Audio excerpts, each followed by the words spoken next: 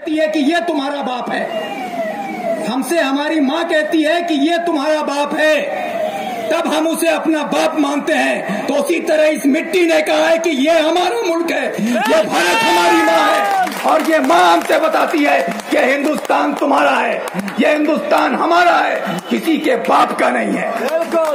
तो उसी तरह से हम सबको इकट्ठा होकर इस लड़ाई को आगे बढ़ाने की जरूरत है कि आज जो साजिश रची जा रही है एनआरसी के नाम पर, कश्मीर में 370 धारा को हटाने के नाम पर, मकसद धारा हटाना या एनआरसी लागू करना नहीं है। मकसद सिर्फ एक है, मकसद सिर्फ एक है, और ये हम लोगों को अच्छे से भली भांति हमारे नौजवान समाज को समझना होगा कि आज एनआरसी के नाम पर हो या 370 धारा के नाम पर हो, भाषा के नाम पर हो, आज सिर्फ हमारे अंदर नफरत फैलाई जा रही है हिंदू और मुसलमान के नाम पर।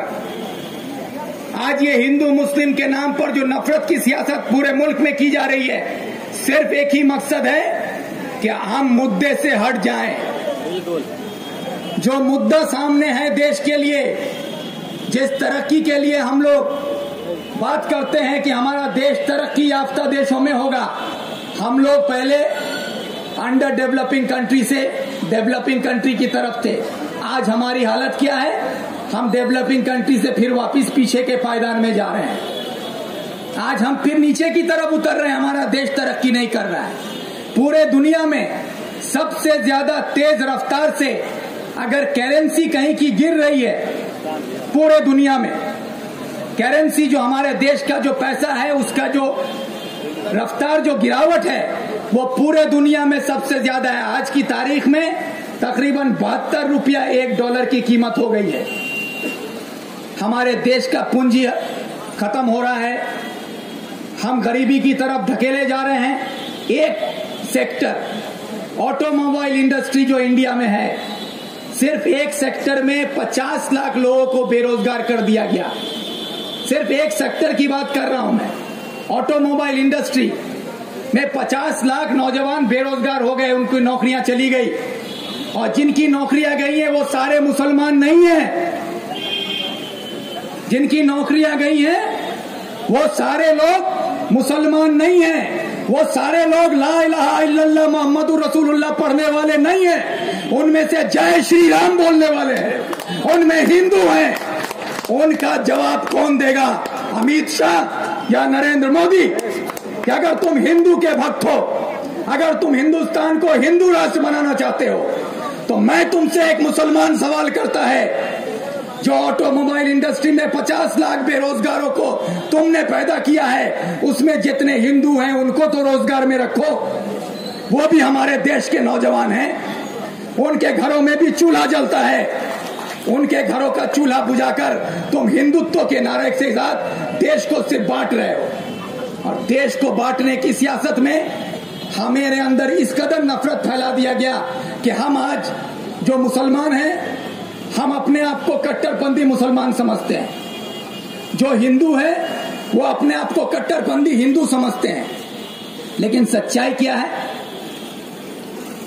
हमारे देश का सबसे बड़ा विडंबना, सबसे बड़ी जो हमारे देश की बदकिस्मती है, मुसीबत है हमारे लिए, वो हमारे देश की सबसे बड़ी परेशानी क्या है कि हम मुसलमान हैं लेकिन हमें इस्लाम के बारे में कुछ पता नहीं है।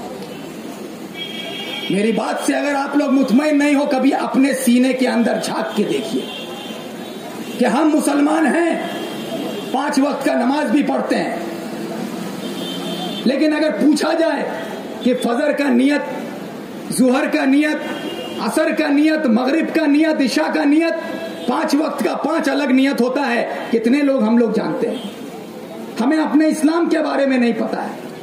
हमारे यहाँ जो हिंदू भाई लोग हैं, जो कट्टरपंथी हिंदू बने हुए हैं, उनको अपने धर्म शास्त्रों के बारे में पता नहीं है। और सबसे बड़ी विडंबना है कि हम सब हिंदुस्तानी हैं, हम सब भारतीय हैं। हम भारतीय होने के नाते हमें देश का संविधान पता नहीं है। हमारा हालत क्या है? मुसलमान को इस्लाम पता नहीं है, हिंदू को धर्म पता नहीं है, देशवासियों को संविधान पता नहीं है। यही हमारी सबसे बड़ी कमजोरी है। अगर हम, चाहे वो किसी भी धर्म के मानने वाले हो, अगर हम हिंदू हैं, अगर हम मुसलमान हैं, तो हमें अपना मजहब, अपना धर्म की पूरी मुकम्मल जानकारी होनी चाहिए। अगर मुझे पूरी तरह से इस्लाम की जानकारी हो, कन्हैया कुमार को धर्म के अपने शास्त्रों का ज्ञान है, तो हमें और कन्हैया को और अली इमरान को कोई कभी लड़ा नहीं सकता, कोई मोदी और कोई अमित शाह हमें बांट नहीं सकता है।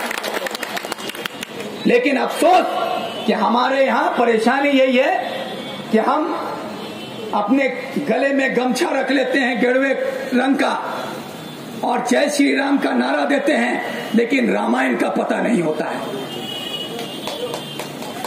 हम नारे तकबीर अल्लाह अकबर का नारा लगाते हैं, लेकिन हमें यह पता नहीं होता है कि नारे तकबीर अल्लाह अकबर क्यों कहना चाहिए। ये हमारी मांग, और इसी कमजोरी का फायदा उठाकर अमित शाह और मोदी जैसे लोग और उनके हिंदुस्तान में फैले हुए आरएसएस के दलालों को हथियार बनाकर हमारे देश के नौजवानों को गुमराह करके हमारे अंदर फूट को इस तरह से डाला जा रहा है, इस तरह से नफरत की सियासत को फैलाया जा रहा है कि एक मजाक बन के रह गया।